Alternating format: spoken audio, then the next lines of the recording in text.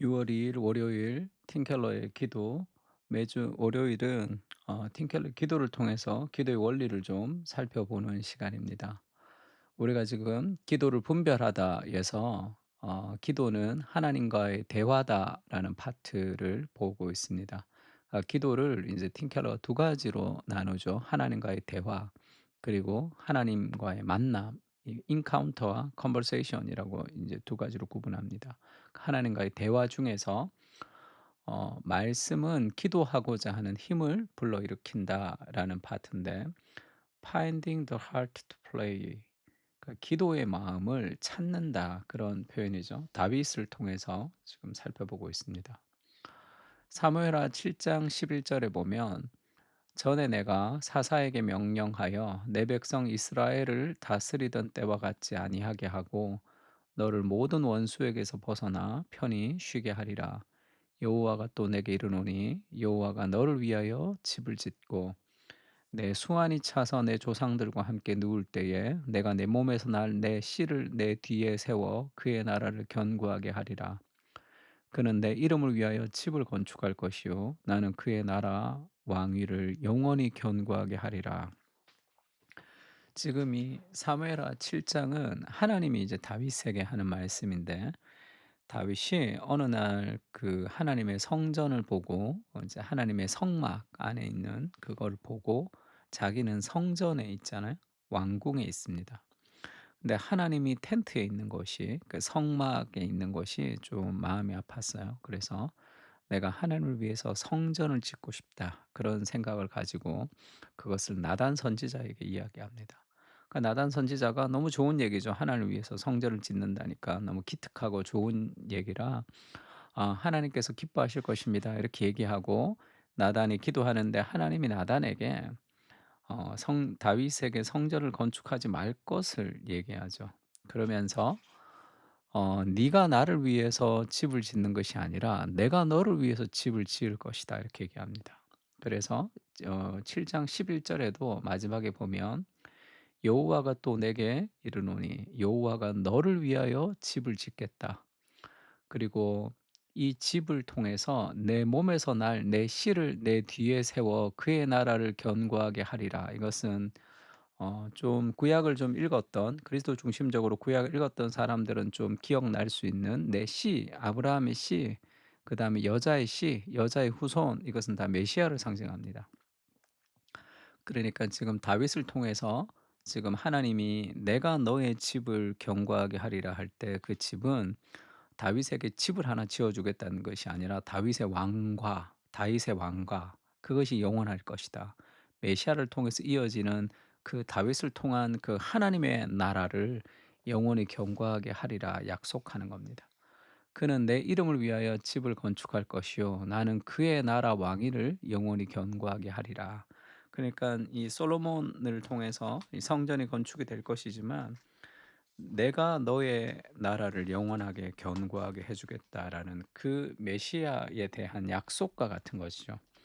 이 말씀이 다윗이 너무 감격스러웠습니다. 너 엄청난 일인 거니까 그러면서 그렇게 고백하죠. "사람이 영원히 주의 이름을 크게 높여 이르기를 만군의 여호와는 이스라엘의 하나님이라 하게 하옵시며 주의 종 다윗의 집이 주 앞에 견고하게 하옵소서. 만군의 여호와 이스라엘의 하나님이여 주의 종의 귀를 여시고 이르시기를 내가 너를 위하여 집을 세우리라 하셨으므로 주의 종이 이 기도로 주께 간구할 마음이 생겼나이다."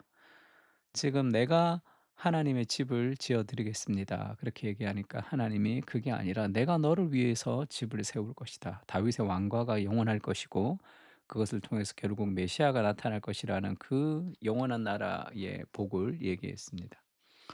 그러니까 다윗이 내가 너를 하나님이 나를 위해 집을 세우리라 하셨기 때문에 주의 종이 다윗이 이 기도로 주께 간구할 마음이 생겼나이다. 내가 기도하고 싶은 마음이 생겼습니다. 그렇게 얘기하죠. 그래서 지금 여기서 이 틴켈러가 얘기하고 싶은 게 뭐냐면, 다윗의 마음에 기도할 마음을 불러일으킨 것이 뭐냐? 하나님이 말씀해 주셨다는 거죠. 그래서 우리의 기도의 출발은 우리의 마음이 아니라 하나님의 말씀이 출발이 돼야 된다는 겁니다. 그러니까 그 말씀을 묵상하고 그 말씀을 읽으면 우리 안에서 기도할 마음이 생기게 된다. 지금 그 얘기죠. 그래서 성경에는 주께 간구할 마음이 생겼다고 되어 있지만 히브리어 원문을 보면 문자적으로 하나님의 말씀이 다윗으로 하여금 이러한 간구를 드릴 마음을 찾게 해 주었다 쯤으로 해석할 수 있다.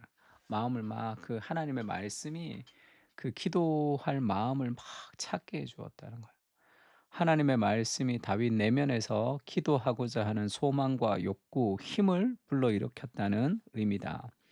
하나님은 성경을 통해 말씀하시고 우리는 기도를 통해 반응한다. 그러니까 성경을 읽는 게 먼저라는 거죠. 하나님 말씀을 묵상하는 것이.